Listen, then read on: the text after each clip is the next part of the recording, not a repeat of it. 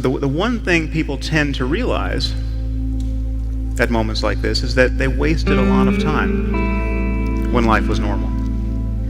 Okay, and it's not just what they did with their time. It's not just that they spent too much time working or compulsively checking email.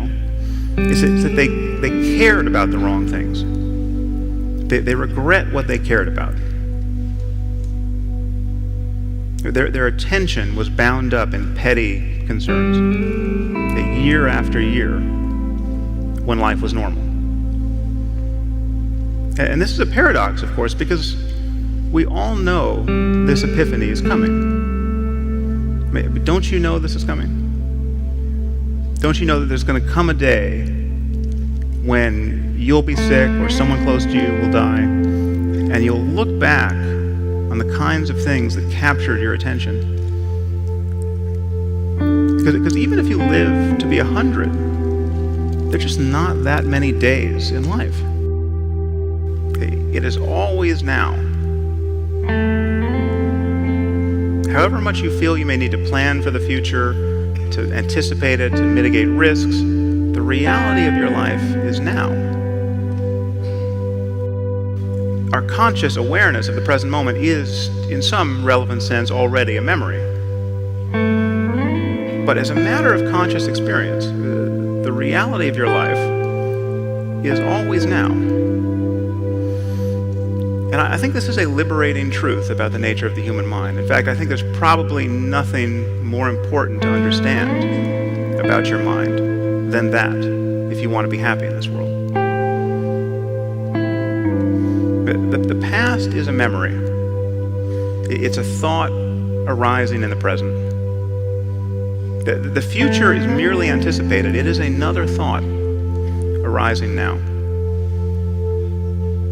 What we truly have is this moment and this. And we spend most of our lives forgetting this truth, repudiating it, fleeing it, overlooking it. And the horror is that we succeed. We manage to never really connect with the present moment and find fulfillment there because we are continually hoping to become happy in the future. And the future never arrives.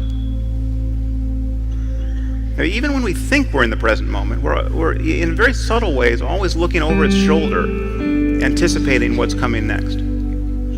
We are always solving a problem.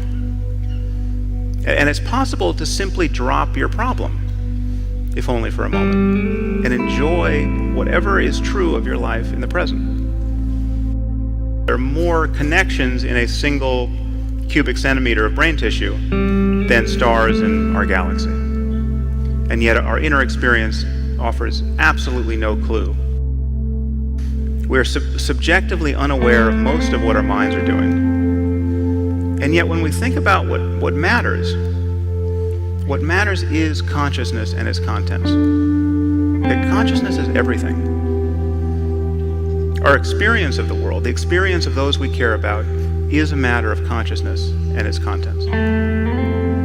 So whatever the origins of consciousness, the most important question for us is, how can we truly be fulfilled in life? How can we create lives that are truly worth living, given that these lives come to an end? So the frame we put around the present moment is important and largely determines our experience of it. But it seems possible, in fact, to experience life more nakedly than this, to experience it without an obvious frame. To pay attention to the present moment closely enough so that you're not doing anything to it. Now, you might feel that your consciousness is in your head or behind your face. But as a matter of experience, these are just more sensations arising in consciousness. The only evidence of your face and head is as sensation arising in consciousness at this moment. Whatever you can possibly notice in your body, in your mind, in the world, has only one place to appear: in your conscious experience. Now, I'm not saying this is all just a dream, but as a neurological matter, it is very much like a dream. It is a dream that is constrained by inputs from the external world. And the dreams we call dreams at night are dreams that are not constrained by the external world. But your mind is all you have. Okay, it's all you've ever had. It's all you have to offer other people.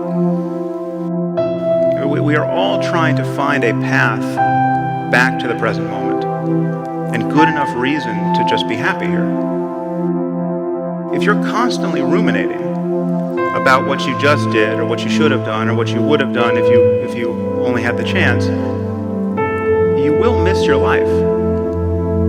You'll fail to connect with it. You'll fail to connect with other people. Okay, but being the mere hostage of the next thought that comes careening into consciousness isn't useful.